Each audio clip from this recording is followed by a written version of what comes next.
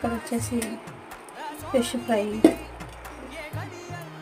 And అలాగే నేను చేసిన చేపల curry.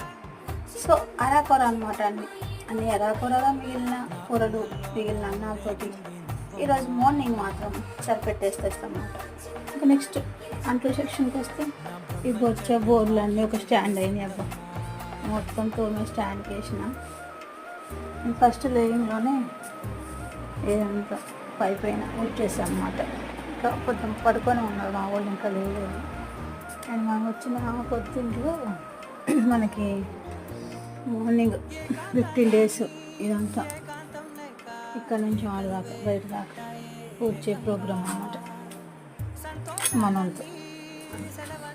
My morning mini blog నచ్చితే లైక్ చేయండి, షేర్ చేయండి, కామెంట్ చేయండి, తప్పకుండా సబ్స్క్రైబ్ చేసుకోండి. ఓకేనా ఫ్రెండ్స్?